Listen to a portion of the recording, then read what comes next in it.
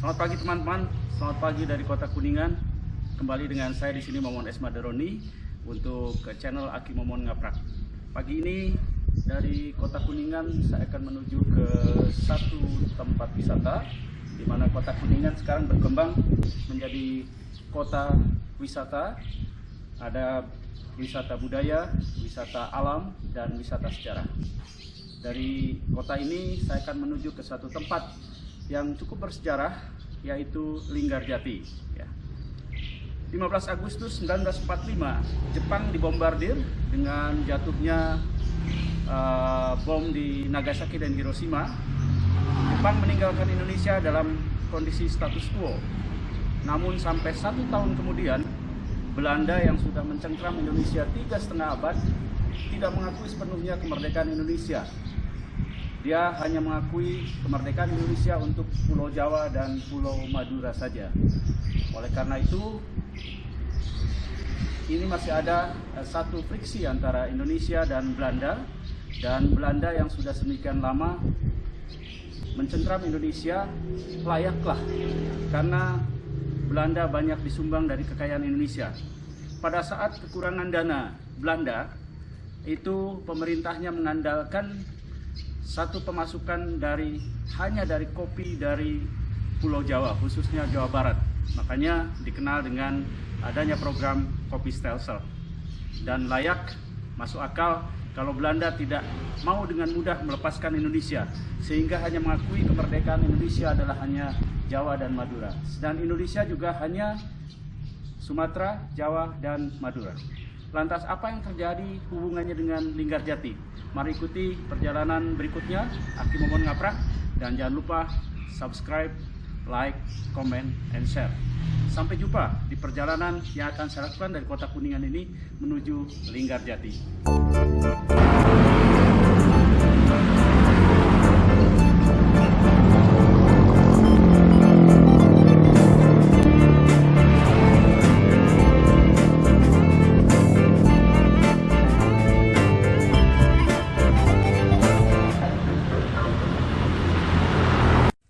Pintu masuk dari samping, jadi untuk masuk tamu nampaknya diambil dari samping, dan gedung ini sudah dilindungi sebagai cagar budaya. Jadi gedung perundingan Linggarjati ini sudah Undang-Undang Nomor 11 tahun 2010 sebagai cagar budaya di negeri kita. Ini saya masuk dari samping. Untuk teman-teman itu untuk daftar ke sini ya, dan saya rasa untuk Anda dapatkan informasi tentang sejarah amat sangat murah gitu. Dengan 2.000 Anda sudah bisa dapatkan informasi tentang sejarah negeri kita sendiri ya. Ini pendaftaran di sini ya. Oke, jadi dari bagian samping belakangnya sebetulnya ini ada beberapa foto ya. Dan nanti kita akan masuk ke setiap ruangan. Oke teman-teman, seperti saya sampaikan bahwa perjanjian ini itu dimediasi oleh Inggris, yaitu dengan mengirimkan putusannya itu Lord Kilburn pada akhir Agustus 1946. Tanggal 7 Oktober dilakukan pembicaraan di Konsulat Inggris di Jakarta. Dan tanggal 14 Oktober 1946 dilakukan gencatan senjata antara Belanda dan Indonesia. Kemudian dilakukan perjanjian di sini. Di ruangan inilah perjanjian Linggarjati dilaksanakan. Tadi saya sudah sampaikan bahwa Indonesia juga diwakili oleh 4 delegasinya, yaitu adalah Sultan Syahrir sebagai ketua, Mr. Susanto Tirto Projo sebagai anggota, kemudian Adnan Gani sebagai anggota, dan Muhammad Rum. Ya. Dan dari Belanda itu diwakili sebagai ketuanya adalah Insinyur Sheher Morhorn, ya. Kemudian adalah Van Poel, MGM Van Poel, kemudian Dr. F. de Broer dan Dr. H. J. van Mock. Di ruangan inilah dilakukan perjanjian kedua negara, di mana saat itu Belanda hanya mengakui kemerdekaan Pulau Jawa dan Pulau Madura, dan Indonesia, Sumatera, Jawa, dan Madura.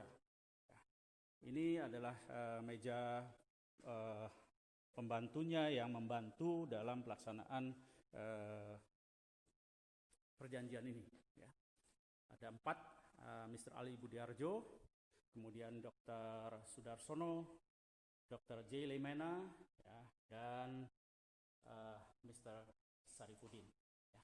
Di ruangan inilah perjanjian dilaksanakan. Nanti kita akan masuk ke ruangan-ruangan berikutnya. Oke teman-teman, tadi saya sudah singgung kenapa Sultan Syahrir sebagai ketua delegasi dari Indonesia memilih tempat di sini, Linggarjati ini. Di salah satunya adalah untuk bisa meredam ketegangan antara delegasi Indonesia dan Belanda, di mana didukung oleh lingkungan yang masih asri, sejuk di Linggarjati. Tapi satu hal bahwa sebetulnya usulan dari dilaksanakannya pertemuan kedua delegasi ini atas usulan Ibu Maria Ulfa sebagai Menteri Sosial pertama Republik Indonesia, kemudian disampaikan kepada Sultan Syahrir. Ibu Maria Ulfa adalah putri dari mantan Bupati Kuningan, sehingga mengenal sekali wilayah atau daerah Linggarjati ini.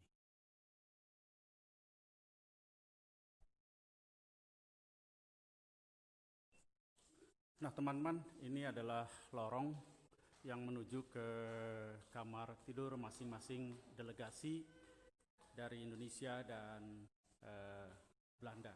Ya, ini ruangan sidangnya. Ya. Oke, dan itu adalah lorong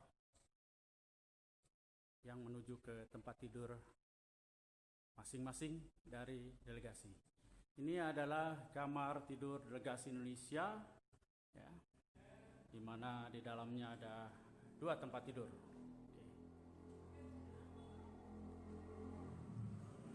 Dan ini adalah ruang tidur delegasi Belanda. Ini ada 4 kamar tidur, jadi 2 kamar, ada connecting door di sini, ya. Di 4, ya. Kita bisa membayangkan badan orang Eropa cukup besar, tapi disediakan tempat tidurnya seperti ini. Cukup kecil, ya. Dan ini kamar ini langsung ada pintu keluar menuju ke halaman sisi kiri, ya, dari gedung ini. Ya. Ini ada beberapa foto di mana suasana santai antara delegasi Indonesia, Dr. Akagani dan Dr. H.J. van Mock dan Mr. Van Poel dalam suasana istirahat di rumah Sultan Syahrir, ya.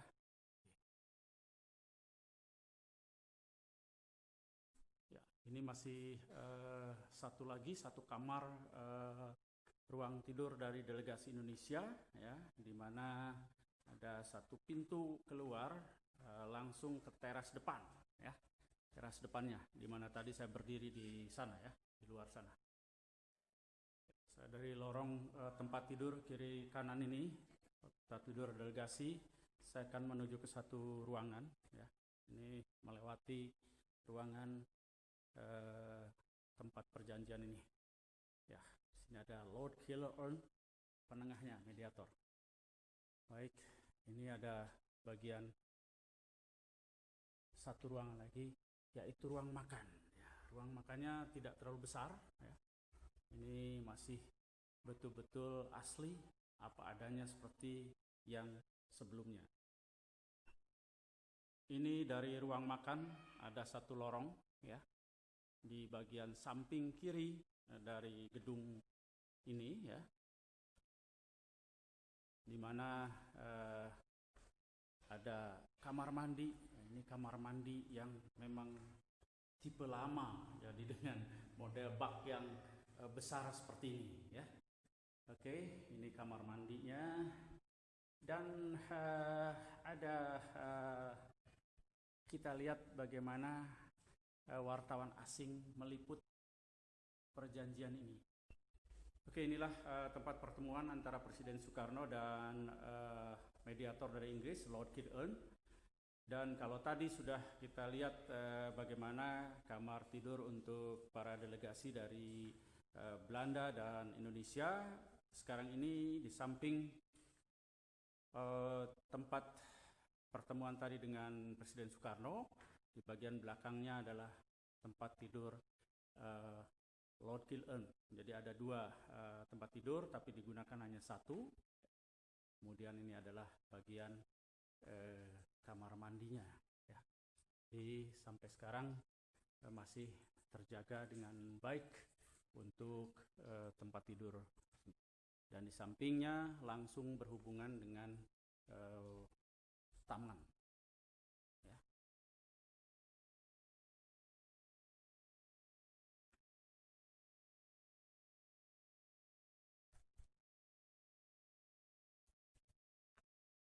Ini lorong arah kembali dari ruang pertemuan antara Soekarno dengan Lord Kildown ya, di mana terdapat juga beberapa foto ya. Inilah foto pertemuan antara Lord Kildown, Presiden Soekarno, dan Muhammad Hatta di ruangan ini. Jadi kursinya masih seperti yang dilihat oleh kita di sini. Ini satu sudut dari perjanjian Jati. Tidak terlalu menarik, tetapi sebenarnya ini cukup menarik. Karena apa? Karena ini adalah merupakan tempat penampungan air ya. Nah, di sini bagaimana kita ketahui bahwa daerahnya ada gunungan, sehingga air itu didapatkan dari gunungan, ditampung sementara di sini, dan baru disalurkan ke kamar mandi. Jadi, sejak dulu para petinggi negara pun mandinya adalah air yang alami dari Gunung Ciremai. Ya teman-teman, sebelum saya kembali, ini saya akan pulang, dan ini adalah ruangan yang tadi saya sudah sampaikan, yaitu ruangan utama dari perjanjian Linggarjati ini. Berada di bagian belakang.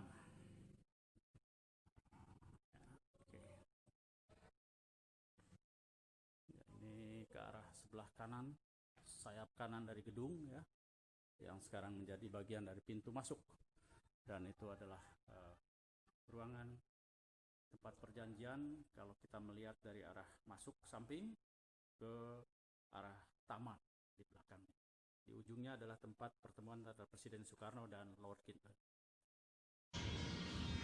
Ya teman-teman, akhirnya saya sampai juga di rumah setelah satu harian menggoyah sepeda dari Kota Kuningan ke gedung perjanjian Linggarjati, yang jaraknya sebetulnya tidak terlalu jauh, mungkin sekitar 20 km.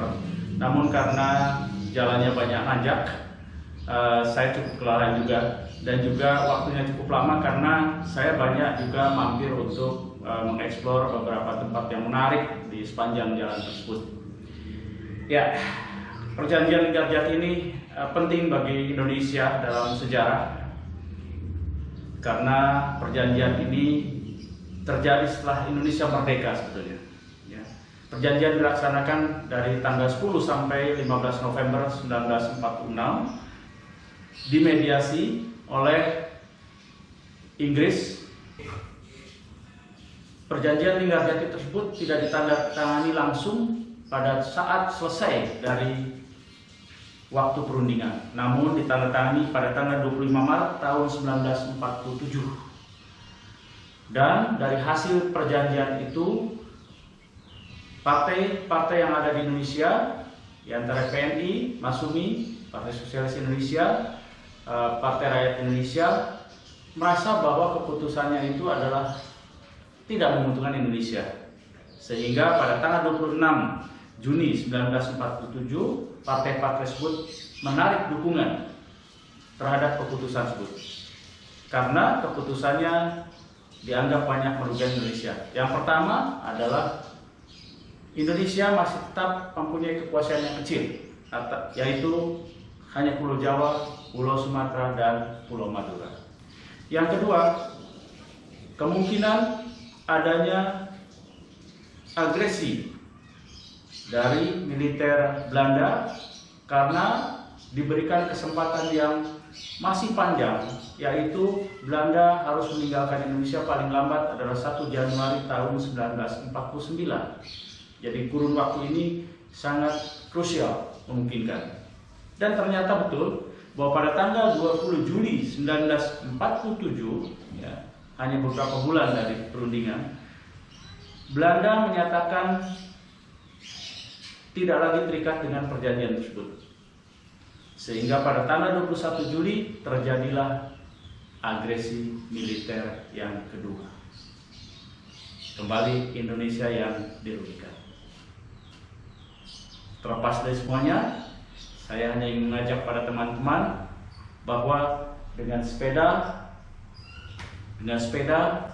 kita bisa melakukan satu perjalanan di mana kayuhan pedal kita lebih berarti dengan kita mengunjungi objek-objek wisata, tentunya adalah wisata sejarah yang memberikan pelajaran kepada kita.